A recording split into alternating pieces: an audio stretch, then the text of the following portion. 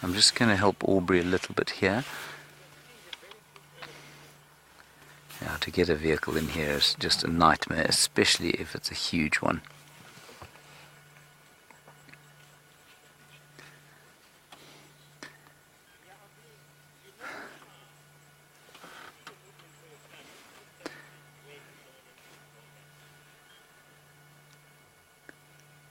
Poor Aubrey can't get that big cruiser through here.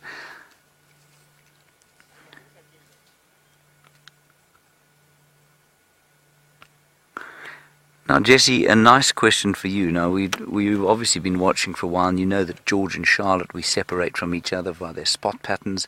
Now, they've got different coloured eyes, and you want to know, how do we tell the difference between these three lion cubs? It'll be very, very difficult.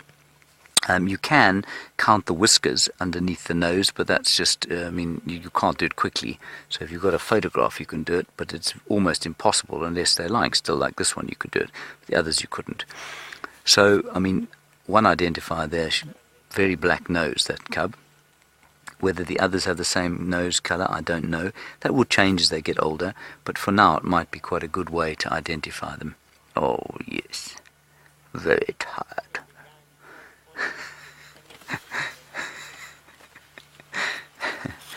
And I'm very glad I'm not in the final control right now. Apparently there is great squealing.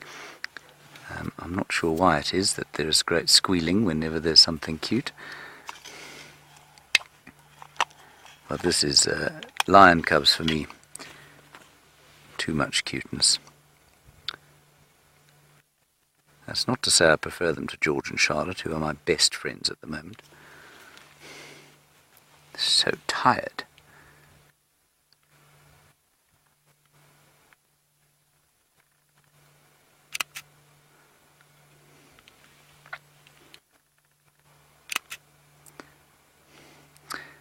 Debbie in Vancouver, a very nice question from you. Do I think that more social cubs are perhaps slightly more curious than the solitary ones like the leopards? So, for example, would they come and approach the vehicle more than, say, leopards would? I think the answer, Debbie, is yes. But I don't think it's because they're more curious. I think it's because they're more confident. Remember that as social animals, they can afford to take far greater risks than the solitary animals. And so those leopards, which are almost exclusively solitary, well, not from birth, but as soon as they go independent, they just are not able to take risks, and so they don't take risks. And I think that just means that they are far less likely to become confident enough to come and look at vehicles. Risk averse is a leopard, unlike a lion, which tends to be not very risk averse.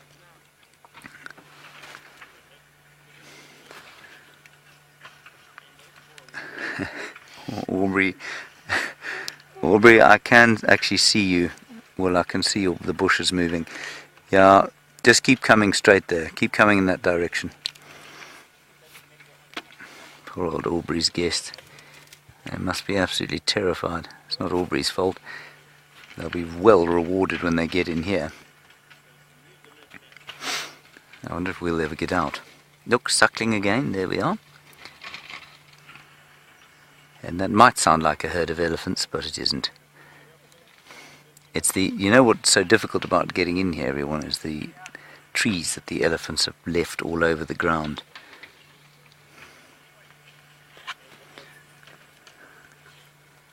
What a wonderful sighting. Sometimes all is right with the world. Look into those ears, very clean ears there, David. You see that? Do you think this mum's got a supply of Q-tips? I think probably. You would imagine so. I mean, any good mother would.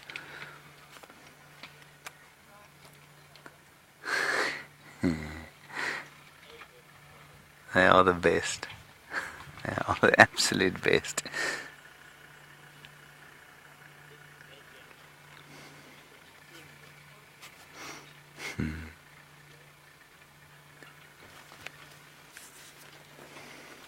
And I'm sure many of you are taking very beautiful screenshots, and thanks for doing that. That's good news. It's always nice to have those as a record, and I love scrolling through them. I always scroll through them after a drive and check out what we actually saw as a reminder, because my own photographs are so blurred I'm unable to tell what we saw. There comes another one now. Let's go to the left slightly there, Dave. There we go. There we go. James Duncan, they'll lose their spots in about 3 months' time. You say, how long does it, why do they lose them? Well, just like I was saying earlier, they don't need them anymore. Remember, when they become big, their greatest defense is their incredible size. And when they're little, their greatest threat is being discovered when their mother is away. And so that's why they're coloured like leopards to start with. I failed to get one decent photograph. Soon. Now here comes Aubrey. I'm going to wait for him to stop and then we will move out. So just take your last screenshots and enjoy.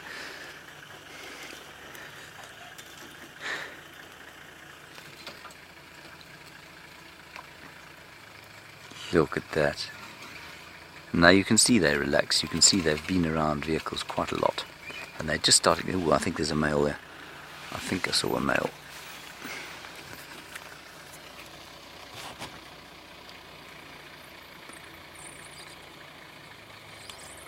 So I'm going to go with one male and one female here.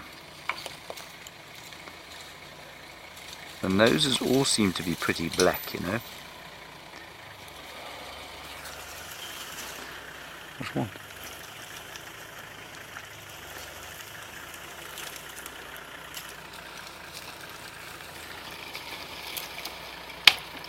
Yeah, they're all not quite pink yet. All the eyes are the same colour. There is a bit of movement now.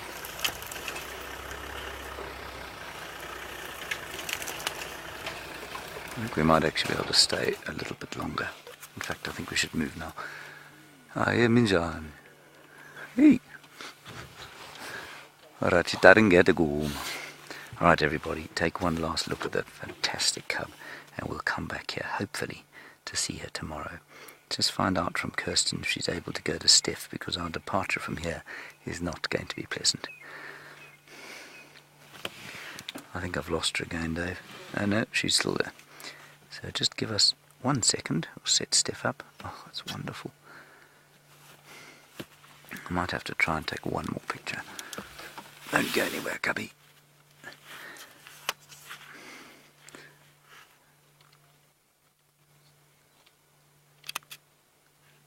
I think I got a shot, David. Oh, thank you.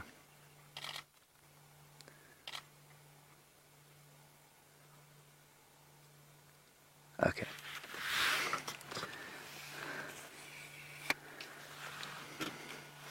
We're just waiting for the bushwalk pack to come back. It's been away, apparently. Or the signal's gone down or something. And then we're going to press on out of here. What an astounding joy this has been. Alrighty, let's go across to Steph, say bye-bye to the cubbies, Louise, Jerry and Kirsten. Of course, if there is a male, it can be Jerry, I suppose. Let's go across to Steph.